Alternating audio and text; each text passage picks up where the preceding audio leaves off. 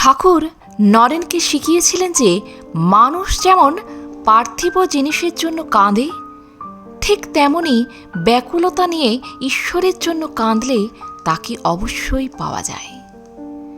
শিব জ্ঞানে জীব সেবা, এটিই ছিল ঠাকুরের দেওয়া সবচেয়ে বৈপ্লবিক শিক্ষা।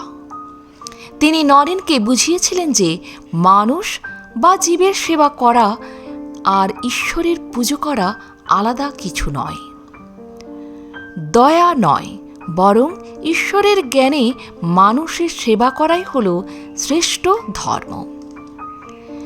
দেহত্যাগের কিছুদিন আগে ঠাকুর তার সমস্ত আধ্যাত্মিক শক্তি নরেনকে অর্পণ করে বলেছিলেন, আজ তোকে সব দিয়ে আমি ফকির হলুম। এই শক্তিতে তুই জগতের অনেক কাজ করবি। তিনি নরেনকে নিজের মুক্তিতে মগ্ন না থেকে আর্ত মানুষের সেবায় জীবন উৎসর্গ করতে বলে গিয়েছিলেন। জয় তু শ্রী রামকৃষ্ণ, জয় স্বামীজি, প্রণাম নিও। আজ এ পর্যন্তই। ভালো থাকবেন, সুস্থ থাকবেন। যদি ভিডিওটি ভালো লাগে একটা লাইক অবশ্যই করবেন, আর আপনি যদি নতুন এসে থাকেন আমার চ্যানেলটিকে সাবস্ক্রাইব করে বেল আইকনটি প্রেস করতে ভুলবেন না।